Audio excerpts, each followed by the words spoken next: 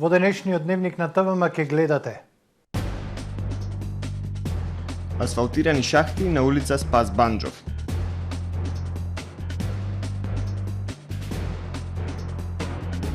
Потребно е засебно Министерство за туризам, смета Хотам.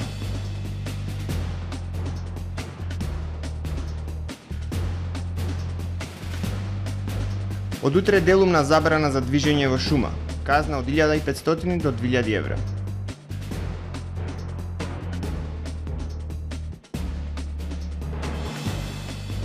Единаесетто издание на ликовната колонија Вевчански видувања.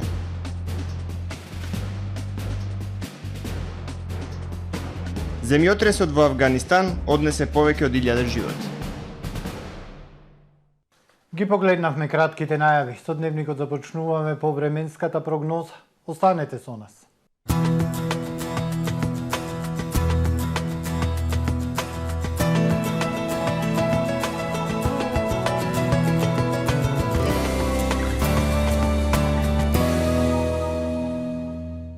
Во Охрид денес имавме претежно сончево време со локална облачност и топло време со измерена максимална дневна температура од 31 степен. Во текот на ноќта, четврток кон петок, претежно ведро со локална облачност.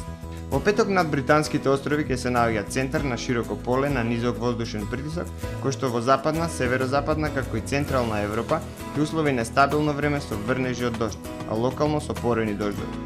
Во останатите предели од континентот доминација на поле на висок воздушен притисок, кој што ќе условува претежно сончево време со локална облачност и топло време. На Балканскиот полуостров ќе превладува претежно сончево време со појава на локална облачност и топло време. На југ од Грција со локални врнежи од дожд. Максималните дневни температури ќе се движат од 26 до 32 степени. Во Македонија во петок ќе превладува претежно сончево време со појава на локална облачност и топло време. Во попладневните часови локално во северозападните и западните предели со минимални услови за слаби локални врнежи од дожд. Ќе дува до умерен северен и северозападен ветер. Минималните температури од 12 до 21 степен, додека пак максималните дневни од 26 до 34 степен. Во Охрид во петок ќе преовладува претежно сончево време со појава на локална облачност и топло време. Минималната температура од 16 степени, додека пак дневната ќе достигне до 28 степени. Во сабота претежно сончево и топло време со дневна температура до 31 степен. Во недела и понеделник сончево и топло време со температура до 29 степени, односно до 31 степени.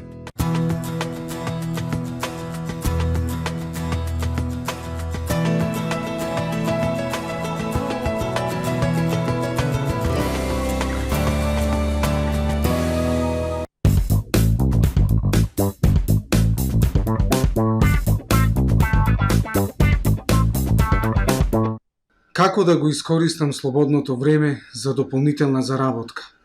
Каде да најдам работник при зголемен обем на работа? Хотам го има решението. Бидете дел од проектот Платформа за вработување и социјални работи. Ако си невработено лице, студент, ученик постар од 15 години или вработен со согласност од работодавачот, пријави се за дополнителна заработка со платени придонеси и евидентиран стаж. Ако поседувате угостителски објект, изберете работник за краткорочен ангажман за кого проектот ги враќа платените средства за придонеси и персонален данок. Регистрирај се веднаш на hotam.mk. Добре дојдовте во светот на Кармен Бау Центар. Во беспрекорно уреден продажен простор, купувањето во еден Бау Центар никогаш не било попријатно. Со гордост ви го представуваме нашиот шоурум Мараци, со најголем избор на плочки од мараци и санитарија од светски познатите брендови Грое, Колпасан, Идеал Стандард, Рока, Унитас. На располагање ви е нашиот архитект, кој ќе ви помогне во осмислување на вашиот проект.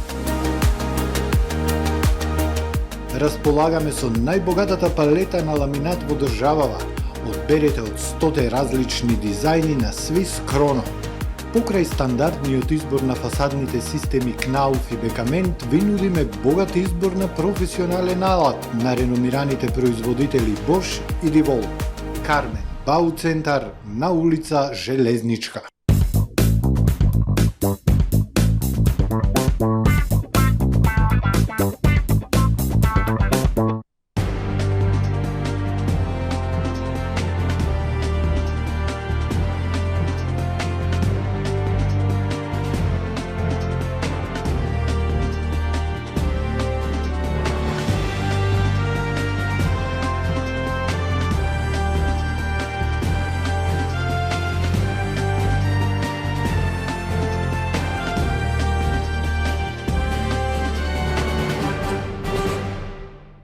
Добар ден, прво издание на Дневникот на ТВМ телевизија.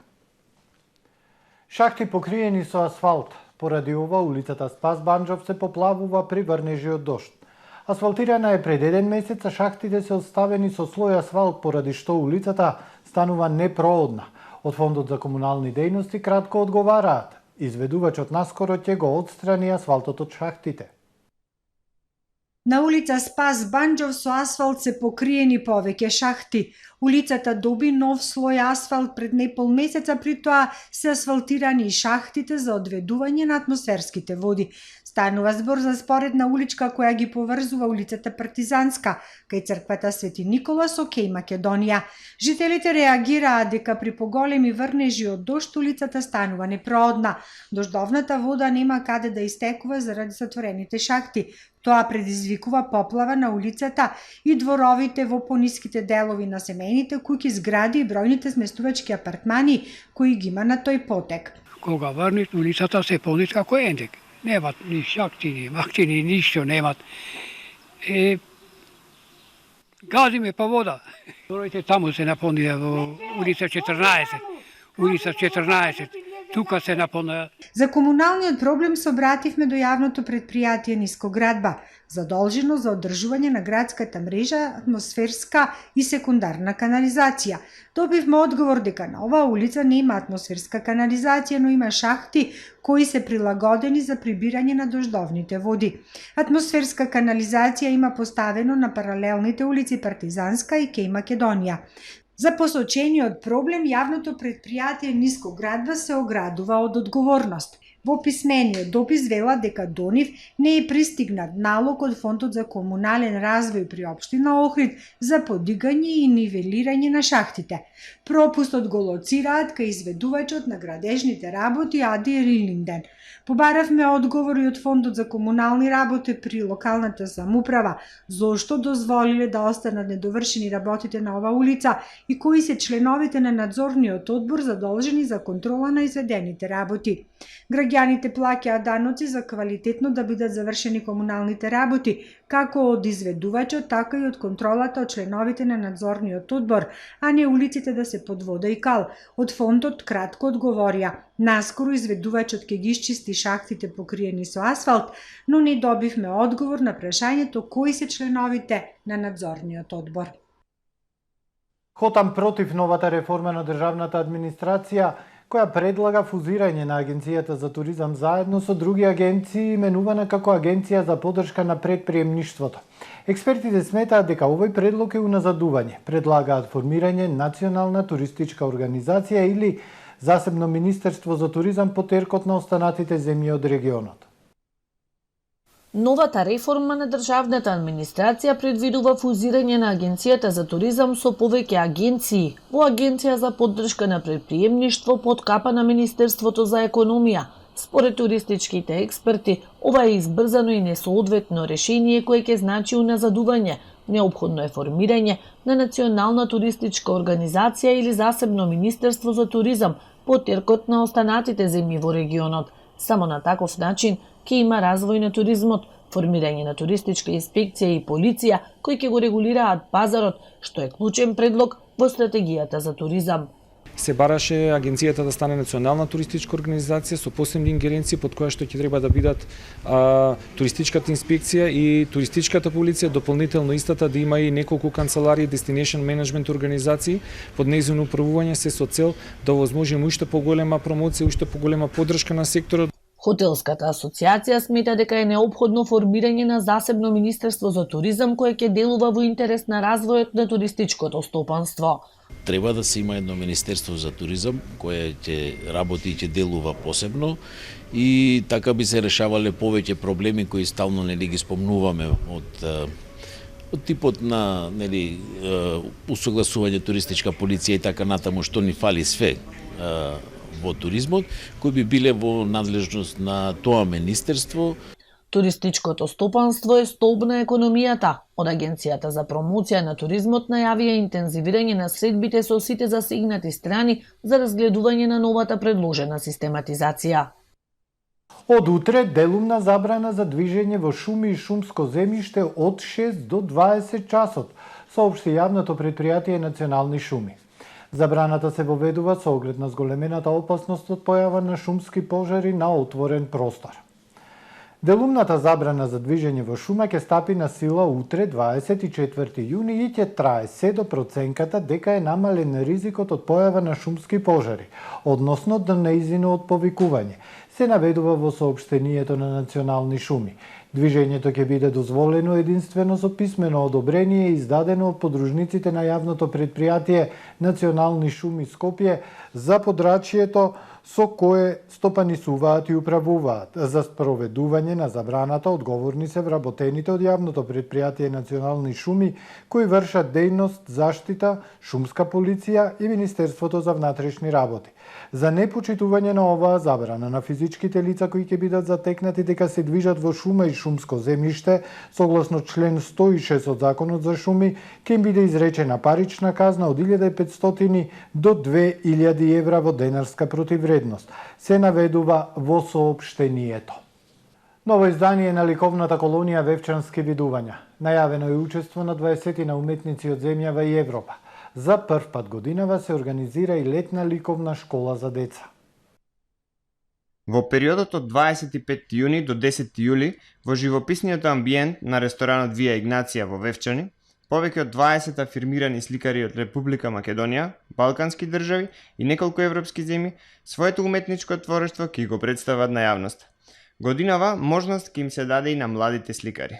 За прв пат од оваа година, како дел од меѓународната ликовна колонија Вевчански видувања, ќе организираме и летна ликовна школа за дециња, во чии рамки под покровителство на професорката Лара Ташковска, повеќе од 40 дечиња и идни ликовни надежи ќе имаат секојдневна можност да се запознаат со тајните на сликарската уметност. 11-тото издание на Вевчански видувања ќе започне со доделување на одличието Плакета Порта на академскиот сликар Доне Милјановски. Потоа ќе следува целовечерен концерт на музичката икона од поранешните југословенски простори Лепа Брена. Организацијскиот секретар на колонијата Ефимија Угриновска-Кукоска информира дека колонијата годинава излегува од географските рамки на општина Вевчани. Она што во текот на годината како активност е планирано од организацијата е традиционалната изложба на Вевчански видувања во НЛБ галерија во Скопје, изложби низ културните центри низ Републиката, како и изложба во Белград по повод 11 години постоење на ликовната колонија и презентација на уметниците од Балканот пред белградската српската јавност. По изложбата на делата, кои ќе бидат создадени во рамки на летната ликовна школа на деца во јули, летните активности завршуваат на 19 август на празникот Преображение. Потоа следува спремање на каталог за реализираните активности, а исто така и одржување на традиционалната изложба во декември. Охриѓаните Ивона и Владимир извеслаа 101 км под Дунав на СУП Даски од Нови Сад до Белград, како учесници на СУП регата во Србија. Ивона и Владимир Велјановски, основачи на СУП клубот од Охрид, извеслаа 101 км на СУП Даски од Нови Сад до Белград како учесници на СУП регата во Србија. Изминатиот викенд е заедно со 30 учесници од Србија, Унгарија, Босна и Херцеговина по околу 14 часа стоечко веслање на даска успешно ги совладаа предизвиците на Дунав. СУП регатата беше организирана од СУП ентузијасти СУП Даске. Ова регата овозможи одличен почеток на интернационална соработка и промоција на овој спорт и природните убавини на сите земји кои учествуваа. Набрзо од СУП клуб Охрид ќе бидат организирани вакви подвизи и на нашите простори.